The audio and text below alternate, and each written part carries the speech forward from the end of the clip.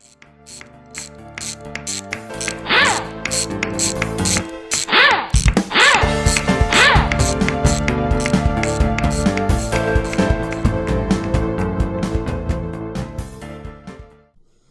everybody, Kim here with the Boardgame Mechanics, and today I'm here to give you a sneak peek of Kill Merlin. This is coming to Kickstarter on September 18th, so we want to give you a little bit of a sneak peek prior to. Be sure to check out the Kickstarter for all the great details. I do want to point out what we're going to show you today are prototype components, so the final game may look a little bit different than what you see in our video, but overall the gameplay will remain relatively close to the same. Again, I encourage you to check out the Kickstarter to get the latest, and be sure to follow all the details on that. So the basis of this game is that Merlin has now become somewhat of an evil tyrant, and you and your fellow wizards are done with it. You want to end his reign, and the only way to do that is to send him swimming with the fishes. I shouldn't say that. It's to have him take a long nap. Okay, it's to kill Merlin. So to do that, let's take a look at the board and we'll walk you through it. So like we mentioned before, you and your other wizards in the community are done with Merlin and his reign. So you're going to be learning spells, casting spells, trying to slow down the other opponents so that you're the one that gets to have all the glory by killing Merlin. So to start out, each player is going to get 3 ingredients and their own secret formula. So your secret formula is going to be how you specifically defeat Merlin. Each of the fellow wizards are going to have a different secret formula. So you're going to be learning different spells and trying to complete this goal card here. So for instance, in this particular example, I needed to learn the top right in the fire elements, the bottom middle in the wind elements, the bottom left for earth elements, and the bottom right in water. And then I'll kind of explain you as we go into it a little bit further what you do once you finally make it to that. So these spells, you can see they're laid out here on the table in each of their own elemental sections. We have fire, wind, water, and earth. Now the spell order, there are 6 spell cards for each of these. You're going to shuffle them at the start of each game. So that way the spell order, it makes it a little more random so that you aren't playing these in the exact same order every single time. The interesting piece here is that you have to learn these interior spells first. So you can't just go here to this one in the middle and say, okay, I'm going to learn this one. You have to work your way up to it, essentially. So you have to learn these interior spells, and then you can learn adjacent spells to it. And you can see that here where either I can go up and learn a spell because that's adjacent from top to bottom, or I can go adjacent left to right. So once I learn a spell, I'm going to place my token or my marker on the spell to show that I've learned it. And then I can kind of gauge, okay, can I go above or below or next to this to earn my next spell? So once I learn that one adjacent to it, I would put another one of my tokens here. Now I only get 5 tokens for the entire game. So you're not going to be able to remember all these spells. You're going to have to think strategically on how to move these around from each little elemental quadrant. So once I move here and I pick up and I learn this particular spell, now the spell behind it, I can choose to move that token if I want to move forward in trying to learn those spells that I need to defeat Merlin. Now, one thing to point out here, the marker, these particular chits here for the components that we're using, they have this lightning bolt on them. And they go on the board charged, and that will show the lightning bolt. Now, once you decide to cast one of these spells, it's depleted. And that means that we would flip this token over. A couple of cards in Merlin's deck may allow you to recharge these, but otherwise, once you cast a spell, it's cast. That marker is depleted. So even if you pick this marker up and move it to a new spell, even if it's in a different elemental quadrant, it stays depleted, and that means you cannot cast that spell that you have moved it to. And casting the spells, really, it's going to be to slow down your opponents or to maybe gain a benefit for yourself. And we'll look at a couple of those. So to learn a spell, you have to pay the ingredient cost and 3 mana.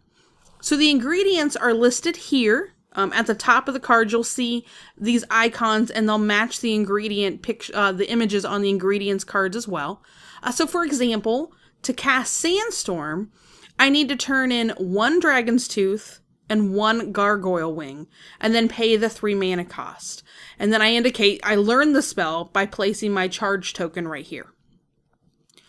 At the beginning of each turn, you can cast a spell that's marked with a B for beginning by paying that required cost. And you'll see those 2 items here. So I could cast Mystical Whirlpool as long as I had the 6 mana at the start of my turn. And then I would take the action of the spell. So in this case, I could move around the spells in 1 elemental quadrant of the spell board to my liking.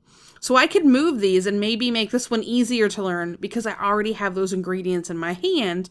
Or maybe I know that I have everything that I need, and now I'm going to throw off one of my opponents and move those spells around and kind of throw off their game. It depends on how take that you really want to get with this. So I can either cast a spell, or I go ahead and just move on to the next phase of my turn. Early on in the game, you're not going to have any spells to cast. So you're going to move right on to this next step. I'm going to roll the die, and then take that many mana from the mana pool. And that's how you're going to build up the mana that you need to pay for learning the spells and to pay for casting the spells. So next, I can buy up to 3 ingredients. These are a huge deal. You can't learn spells if you don't have ingredients. So the face-up ingredients cost 2 mana, or I can pay 1 mana and take 1 from the ingredient deck list, face down. Whatever I buy, I then immediately refill on the board. Now, if at any time there are 2 or more of the same ingredient showing, we discard all 3 of them and turn up 3 new ingredients.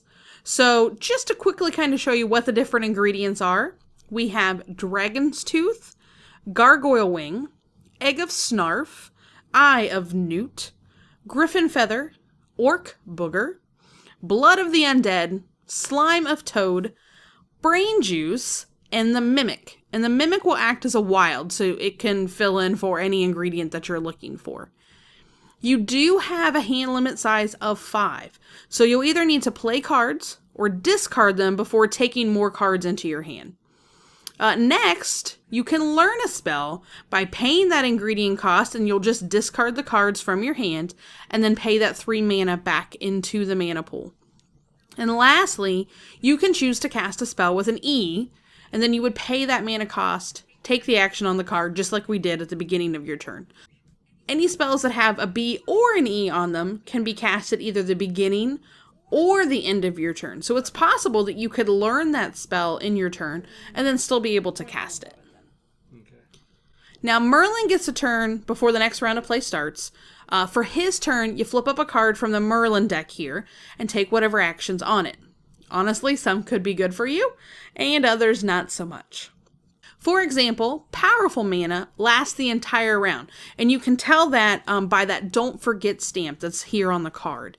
And it reads, spell casting costs 2 less mana tokens until Merlin takes his next turn. So that's incredibly beneficial to you. It's going to save you 2 mana if you're going to cast a spell. Then there's Unpleasant Shove, where each wizard moves 1 wizard token owned by the player to his or her left into an adjacent space on the board. So you could have already locked in that required spell that you need to take care of Merlin in a particular element. Somebody could move you out of it. You're going to have to go learn it again. So play continues as you and your fellow wizards try to learn your special secret formula and then collect the 20 mana. Now the first person to do this on their turn will then proclaim, "And with that I have killed Merlin." And they'll win the game. So it's fairly simple. It takes some planning. It takes some thinking. But overall, let's go back up to the top and I'll give you my final thoughts. And that is our sneak peek of Kill Merlin. Certainly a great little game from anywhere from 2 to 4 players. We played it at 2 and we played it at 4. It scales great. It takes a little bit longer with 4, but that's to be expected because you're making a lot more decisions. It takes a little bit longer to get around in the turn, but you'll expect to play between 60 and 90 minutes, but it doesn't feel like it. And I think that's huge for a game, that you can play it for 60 minutes and not actually feel like you've been playing that long. So that certainly gives it some merit. We certainly enjoyed it and are very excited to see some of the final components. Like I mentioned early on in the video, in case you missed it, these are prototypes. So this is not what the final product's going to look like. Be sure you follow that Kickstarter to see what those final components are going to look like, any potential stretch goals that they may have. But this can be a bit of a thinky game.